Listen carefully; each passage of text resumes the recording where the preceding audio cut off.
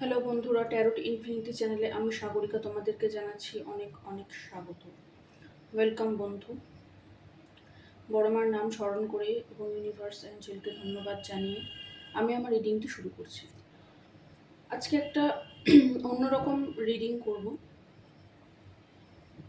ভবিষ্যতের অভিভাবক। তোমার ভবিষ্যতের অভিভাবক কে? কে তোমার ভবিষ্যতের অভিভাবক? তোমার পার্টনার,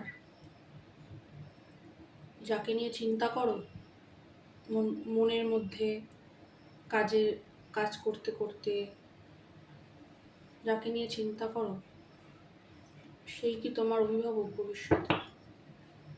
প্লিজ দেখাও। Thank you, thank you universe, thank you, thank you. আমার এই রিডিংটি টাইমলেস। আজ থেকে 1 বছর পর দেখলেও রেজোনেট করবে, একদিন পর দেখলেও রেজোনেট করবে। ট্যারো রিডিং হয় টাইমলেস। Thank you. ভবিষ্যতের অভিভাবক। আমার চ্যানেলে যারা দেখছে তার ভবিষ্যতের অভিভাবককে দেখাও।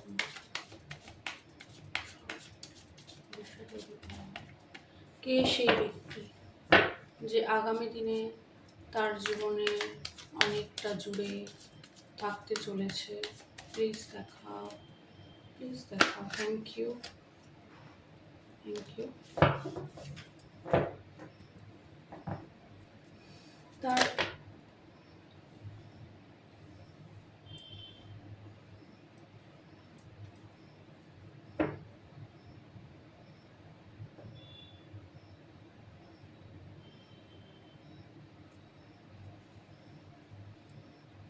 আচ্ছা, এই দুটো কোড আমি নিয়েছি যখন, এই দুটোই আসবে।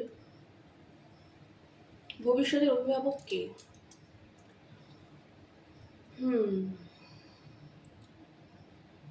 ভালোবাসার একটা ব্যাপার আছে, মানে আগামী দিনে কিন্তু একটা ভালোবাসার পূর্ণতা তোমরা এখানে দেখতে পাবে, এবং যে ভালোবাসাটা অনেকাংশেই তোমার ভাগ্যে ছিল, নিয়তি, সেই ভালোবাসাটা তোমার জীবনে আসবে। এবং কোথাও গিয়ে তোমাকেই তোমার অভিভাবক হিসেবে ঈশ্বর কিন্তু প্রস্তুত করছেন।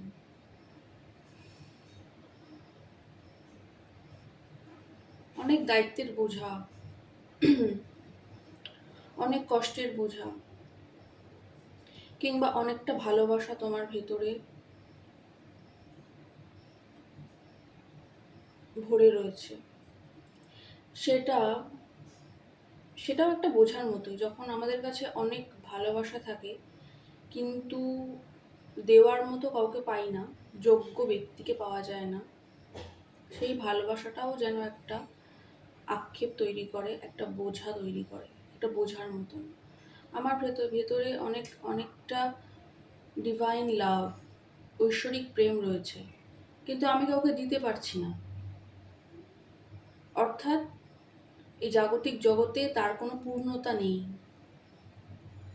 তাহলে সেটাও আমার কাছে বোঝা। ভেবে দেখো কথাগুলো। এবং আমি যেগুলো বলছি সেগুলো আমার কথা নয়, ঈশ্বর, ইউনিভার্স আমাকে দিয়ে বলান, তাই বলি। অর্থাৎ নিজেকে তৈরি করতে হবে এবং কোথাও গিয়ে স্ট্রেংথের এনার্জিতে আসতে হবে। অর্থাৎ তোমার মধ্যে যে শক্তি আছে তাকে চেনো। তুমি কখনোই দুর্বল নও, কোনো মানুষ দুর্বল হয় না। প্রত্যেকটি মানুষের ভেতরে সেই অসীম শক্তি ঈশ্বর প্রেরণ করেছেন এবং দিয়েই পাঠিয়েছেন, শুধু তাকে চিনতে হয়। আমাদের সমস্যার সমাধান আমাদের কাছেই থাকে, কিন্তু সে পথটা আমরা পাই না। অন্তর মনের কথা শুনবে। মেডিটেশন করা বা যখন প্রার্থনা করছো শান্ত মনে নিজের প্রশ্নটা যদি ঈশ্বরের কাছে প্রেরণ করো, তোমরা যাকেই মানো না কেন, তাহলে কিন্তু উত্তর পাবে। তো যেটা বলছিলাম যে আগামী দিনে তোমার অভিভাবক তুমি নিজেই। বর্তমানে কোনো খুব একটা কাজ, কোনো কর্ম, এবং যে কর্মটা তোমাকে ঝুঁকিয়ে দিয়েছে, যেন পেরে ওঠা যাচ্ছে না, এরকম কিছুটা হতাশ করে, কিছুটা ডিপ্রেশনে আছো, মন মস্তিষ্কে প্রাপ্তির অভাব, কোথাও মনে হয় যে আমি কি পেলাম, আমি করেছি, আমি আমার সাধ্যমতো চেষ্টা করেছি, করে চলেছি, কিন্তু যদি দেখতে বসি যে আমার ভাগে কি এলো, সেখানে হয়তো কিছুই দেখতে পাই না। তো এটাই ঈশ্বর বলছেন যে তুমি যে প্রচণ্ড প্রবল কর্ম করেছো বা করে চলেছো, বা তোমার মধ্যে যে অপ্রাপ্তি আছে, সেগুলো একদিন সবই পূর্ণ হবে, এবং তোমার মধ্যেই সেই শক্তি আছে যেটা তো দিয়ে তুমি সেটা পূর্ণ করতে পারো। এবং তোমার জীবনে কাঙ্ক্ষিত যে ভালোবাসা, যে ডিভাইন লাভ, ঐশ্বরিক ভালোবাসার কথা বলা হয়, এসব কাপস, সেটা কিন্তু আগামীতে অবশ্যই আমি তোমাকে দেব, এবং যেটা কিন্তু শান্তির বার্তাবহক হবে, এবং তোমার ভেতরে যে প্রবল ভালোবাসা সব সময় আর কি যেন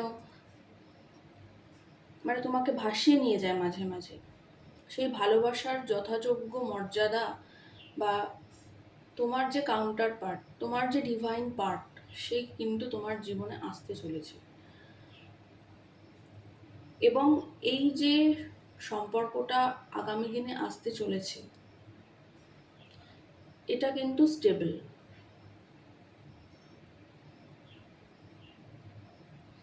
এটা মানে সমুদ্রের গভীরতার মতন, যার গভীরতা মাপা যাবে না। এবং হ্যাঁ, তোমার জীবনে এটা শান্তি আনবে, স্টেবিলিটি আনবে, ইমোশনাল ফুলফিলমেন্ট আনবে, এবং অবশ্যই ঈশ্বরের ব্লেসিংস তো আনবেই। ঈশ্বরের ব্লেসিংস না হলে কখনোই সেই ভালোবাসা যেটা আমাদের জন্য সঠিক, বা আমাদের জন্যই প্রস্তুত করা হয়েছে, যে আমাদের কাউন্টার পার্ট, সে কখনো আমাদের জীবনে এসে উপস্থিত হতে পারে না। তো এবং সেটা কিন্তু অন দ্য ওয়ে, মানে প্রবল প্যাশনের সাথে সেটাও তুমি দেখতে পাবে, সে তোমার দিকে আসছে। মানে এখানেও একটা ওয়ান্সের কার্ড, এখানেও একটা ওয়ান্সের কার্ড। তোমার যে প্যাশনটা রয়েছে, তোমার যে ভালোবাসার আকাঙ্ক্ষাটা রয়েছে, হ্যাঁ, সেই আকাঙ্ক্ষাটাই কিন্তু ঈশ্বর পূর্ণ করবেন। কার মাধ্যমে? এই মানুষটির মাধ্যমে, যে কিনা এখনো চিন্তা ভাবনার স্তরেই আছে, ভাবছে, সে বুঝতে পারছে, কিছু তার মধ্যে জাগ্রত হচ্ছে যে হ্যাঁ, ওই পথে যেতে হবে,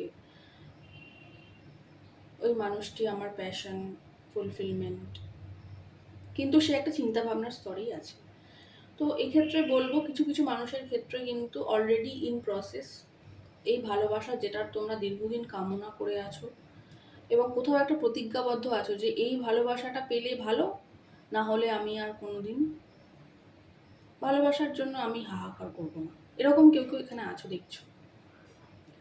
তো সেটা কিন্তু তোমার জীবনে আসছে, কিন্তু তার জন্য তোমাকে কি করতে হবে? তোমাকে তোমার মধ্যে যে শক্তি আছে সেটাকে চিনতে হবে, নিজেকে স্টেবল করতে হবে, এবং কোথাও গিয়ে নেচারের সাথে কানেক্টেড হও, নেচারের সাথে সময় কাটাও, তুমি হিলিং পাবে।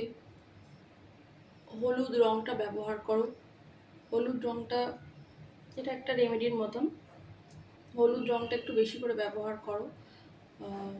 যেটা আমি বারবার বলছি, যেটা রবির বছর, অর্থাৎ জামা কাপড়ে হলুদ রং, রুমাল ব্যবহার করলে সেক্ষেত্রে হলুদ রং ব্যবহার করতে পারো। তো হলুদ রঙটা একটু বেশি ব্যবহার করো, এবং ফুলটাকে জীবনের পার্ট করতে পারো। মানে ঘরে একটু ফুল সাজালে, একটু ফুল রাখলে, এগুলো করতে পারো। তো তোমার মধ্যে এমনই স্ট্রেংথ আছে যে তুমি একটা কঠিন থেকেও কঠিনতম জায়গা থেকেও তুমি নিজেকে বের করে আনতে পারো, এবং সচেতনভাবে সেই শক্তিটা ঈশ্বর, ইউনিভার্স তোমাকে কিন্তু দিয়েছেন। তো যে প্যাশনের ভার, কারোর ক্ষেত্রে কর্মের ভার, কারোর ক্ষেত্রে প্যাশনের ভার, কারোর ক্ষেত্রে ভালোবাসার চিন্তা, যে আমি ভালোবাসা পেলাম না, একটা হাহাকার থাকে। সব পাওয়ার শেষ হয়ে গেলেও ভালোবাসা না পেলে জীবনটা কেমন একটা অপূর্ণ থাকে। আর যারা রোমান্টিক মানসিকতার হয় তারা আমার কথা অনেক বেশি রিলেট করতে পারবে। তো সেই ভালোবাসাটাই কিন্তু ঈশ্বর, ইউনিভার্স তোমাকে আগামী দিনে দিয়ে দেবেন এবং তিনিই হবেন তোমার অভিভাবক। অর্থাৎ আজকে আমার যে টপিকটা ছিল, আমার টপিক ছিল না, ঈশ্বর আমাকে দিয়ে বলালেন। এবং মাইকেলকে তোমরা স্মরণ করতে পারো, মাইকেলকে বন্ধু হিসাবে জীবনে নিতে পারো, আর্কএঞ্জেল মাইকেল। তোমরা গুগলে সার্চ করেও দেখতে পারো, তার কথা তো আমি না বললে আমার চলবে না।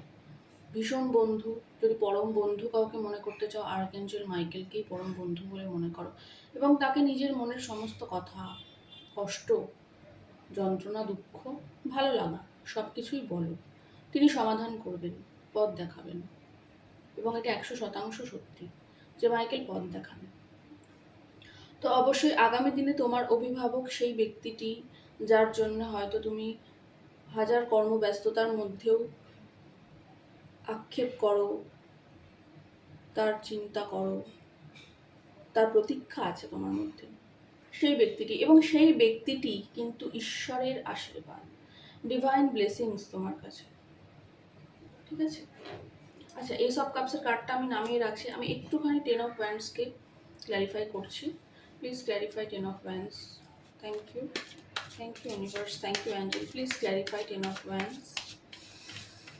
প্লিজ ক্ল্যারিফাই করো 10 of wands. Thank you universe, thank you angel, please clarify 10 of wands. Thank you Mahamanno Michael, please clarify 10 of wands. Please clarify 10 of wands. Thank you so much. Yes, stability পাবে। Twin flame, কেউ এখানে twin flame জার্নিতে আছো, twin flame journey থাকে, Google করে দেখতে পারো, একটা সম্ভাব্য ধারণা পাবে। 1111 এই নাম্বারটা হয়তো দেখছো কেউ, এটা কিন্তু ডিভাইন মেসেজ যে তুমি এখন ডিভাইনের সাথে ধীরে ধীরে কানেক্টেড হচ্ছ এবং ওই সময় প্রার্থনা করবে। যখন 1111 দেখবে তখন ঈশ্বর অ্যাঞ্জেলের কাছে প্রার্থনা জানাবে মনে মনে, তোমার যে দিকটা নিয়ে প্রার্থনা করার কথা সেই দিকটি নিয়ে প্রার্থনা করো এবং আমি পেয়ে গেছি, সেটা আমার হয়ে গেছে, ধন্যবাদ, এটা কিন্তু বলো। স্টেবিলিটি, এই সম্পর্কটা স্টেবিলিটি দেবে আগামী দিনে। এবং বিবাহ, কারোর ক্ষেত্রে এই সম্পর্ক আগামী দিনে বিবাহের রূপ নিতে পারে, লং টার্ম কমিটমেন্টে যেতে পারো, লং টার্ম স্টেবিলিটি যেতে পারো এবং কোথাও গিয়ে না একটা পূর্ণতা আনবে জীবনে, যেন মনে হবে আমি পূর্ণ, আমি সুখী, এই বিষয়টা কিন্তু এই সম্পর্কটা আনবে। এমনও হতে পারে এটা এই যে 10 অফ ওয়ান্ডসের এনার্জিটা কোথাও গিয়ে তোমার পার্টনারের এনার্জি বা যার কথা তোমার মন মস্তিষ্কে এই মুহূর্তে চলছে তার এনার্জি। তিনি কোথাও কাজের ভারে, প্যাশনের ভারে ঝুঁকে গেছেন, কিন্তু তার মনে প্যাশন আছে, কারণ ওয়ান্ডসের এত কার্ড আসছে। তো সেই প্যাশনের ফুলফিলমেন্ট কিন্তু তুমি, তোমার ফুলফিলমেন্ট তিনি এবং তার ফুলফিলমেন্ট তুমি। অর্থাৎ আমার আজকের যে টপিকটি ছিল যে আগামী দিনে তোমার অভিভাবক কি তোমার সেই প্রিয় মানুষটি, হ্যাঁ, তার ক্ষেত্রে তুমি এবং তোমার ক্ষেত্রে তিনি, এবং এটা অবশ্যই ঈশ্বরের আশীর্বাদ, বহু জন্মের আশীর্বাদ না হলে এই ধরনের সম্পর্ক আমরা পেতে পারি না। এবং এটা এক জীবনের চলা নয়, সে সত্যিকারের কাউন্টার পার্টের সাথে যদি তোমার মিলন হয় তাহলে জানলে তুমি দীর্ঘ জীবন, অনেকগুলো জন্ম অতিবাহিত করে আজকে এখানে পৌঁছেছো, তাই তার সাথে দেখা হয়েছে, এটা এক জীবনের গল্প তো নয়। তো বন্ধু, এই ছিল তোমাদের রিডিং। আমার ভালো লাগলো রিডিংটি করে এবং প্রচণ্ড প্যাশনেট দেখলাম সবাই, তুমিও প্যাশনেট আছো, তিনিও প্যাশনেট আছেন এবং আগামী দিনে তিনি কিন্তু তোমার জীবনে আসতে চলেছেন। তার আগে তোমাকে কিন্তু এই স্ট্রেংথের এনার্জিতে যেতে আহ্বান করা হচ্ছে, অর্থাৎ নিজের মধ্যে স্টেবিলিটি, নিজের প্রতি ফোকাসড, বাজে চিন্তা বন্ধ করে ঈশ্বরের প্রতি, প্রকৃতির সাথে একাত্ম হতে বলা হচ্ছে এবং নিজের কর্ম পুরোদমে করতে বলা হচ্ছে। নিজের মনের যে শক্তি, নিজের ভেতরের যে শক্তি, সেটাকে চিনতে শেখো। হতাশ হয়েও না, এগিয়ে চলো।